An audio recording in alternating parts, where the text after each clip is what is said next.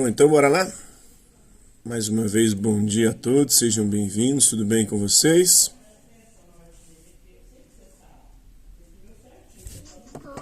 Vocês estão vivos?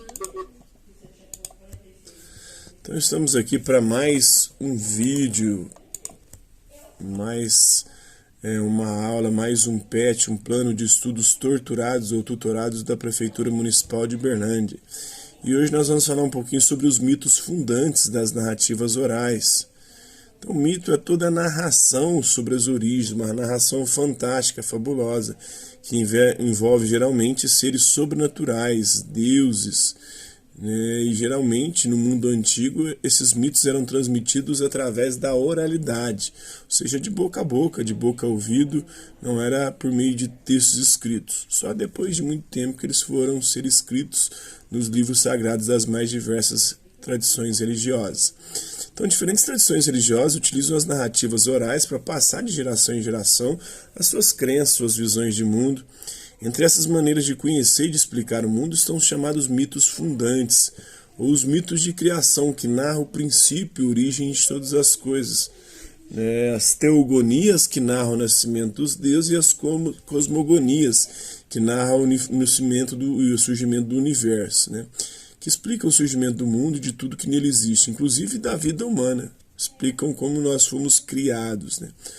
Os mitos de origem são histórias simbólicas que narram acontecimentos e dão sentido à vida nossa no presente, pois eles explicam como o mundo e todos os seres passaram a existir. Eles são importantes pois se relacionam com a vida social, com a religiosidade, com o modo de pensar de cada povo. Veremos agora alguns exemplos de mitos de criação.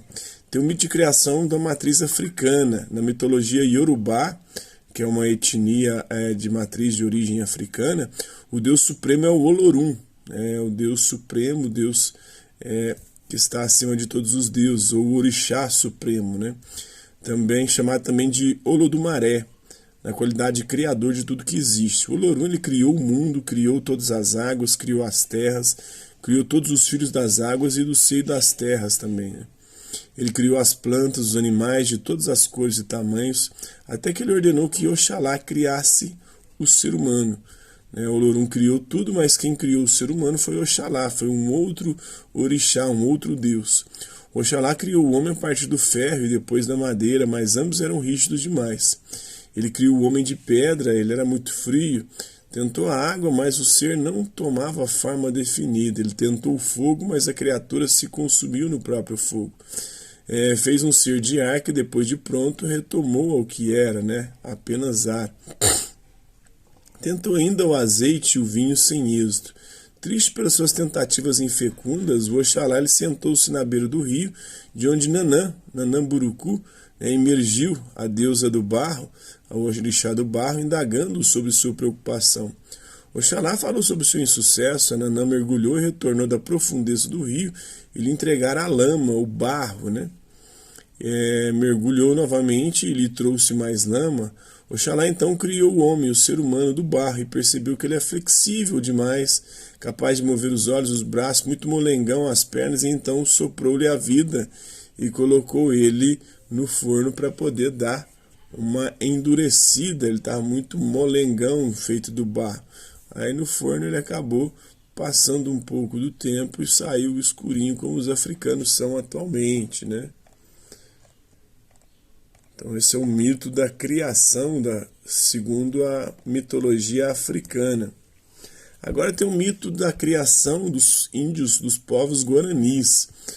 Tem o sopro de Tupã. No princípio o deus Tupã ele morava no vazio, numa escuridão sem fim. Tupã é o deus dos raios e dos trovões, o deus maior da mitologia de vários povos indígenas aqui do nosso país. Primeiro Tupã criou o céu e as estrelas, onde ele fez sua morada, e abaixo ele criou as águas. Depois o Tupã desceu lá de cima em um grande redemoinho. Logo que Tupã tocou nas águas, o sol surgiu no arco do céu. Quando o sol chegou ao ponto mais alto, seu calor rachou a pele de Tupã. E finalmente, quando o sol desapareceu do outro lado do céu, a pele de Tupã caiu do corpo dele. Aí ele trocou de pele, se estendeu sobre as águas e formou as terras. Então as terras foram feitas da pele de Tupã. No dia seguinte, o sol apareceu no céu e percebeu a mudança, né? O sol chegou novamente ao ponto mais alto. Tupã pegou um pouco de barro, amassou e moldou o primeiro homem, também feito do barro, igual na Bíblia também. Na Bíblia, Deus faz o homem, faz o mundo em 6 dias, no sétimo ele descansa, no sexto ele faz o homem a partir do barro também. Fez o homem a partir do barro, soprou nas narinas do homem e deu-lhe a vida, né? Soprou-lhe o nariz e deu-lhe a vida. O homem cresceu, ficou grande como o Tupã, mas não falava. O grande Deus soprou em sua boca e ele começou a falar. Então Tupã soprou na orelha esquerda e a inteligência, e na orelha direita deu a ele sabedoria. Na cabeça do homem, Tupã desenhou os raios e os trovões sagrados que são os seus pensamentos. No corpo do homem, Tupã colocou as águas das emoções e dos desejos que se movimentam para criar ou para destruir. Por fim, o Tupã ele deu ao homem, ao ser humano, o poder de escolher entre criar e destruir, entre o bem e o mal.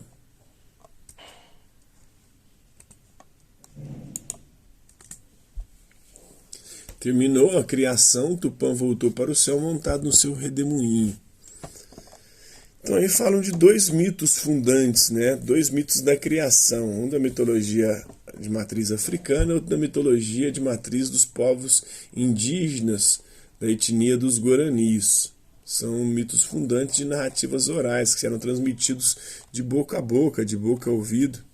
Por que são mitos fundantes então?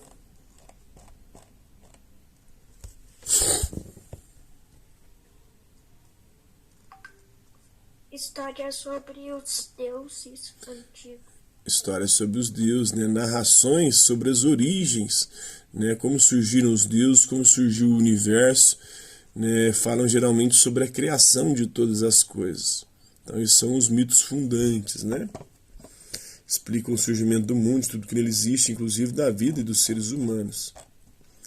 Com base no texto, os mitos de origem das religiões de matriz africana, eles possuem algumas semelhanças. Ambos o quê? Possuem o mesmo Deus Supremo Yorubá?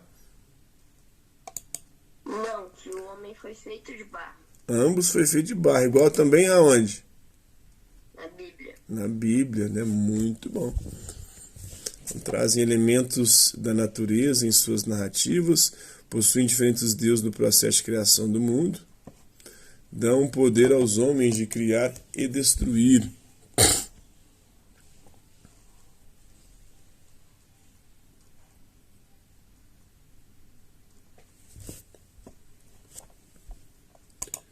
Então, ambos trazem elementos da natureza, né, nas suas narrativas.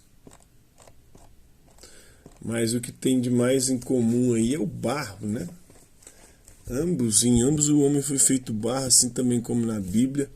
Aqui fala do Oxalá, ele tentou fazer o homem de água, veio o sol e secou o ser humano. Fez o homem de ar, um balão de ar. Esse balão de ar foi e estourou. Criou um homem de pedra, mas tinha a cabeça muito dura. Fez da madeira, o cupim comeu. Fez do fogo, veio a chuva e apagou o ser humano. Tentou até o azeite e o vinho. No final acabou fazendo ele do barro, né?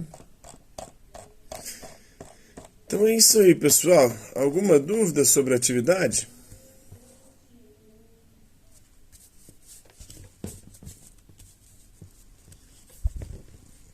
Hã? Não. Não? Não. Todos já fizeram aí?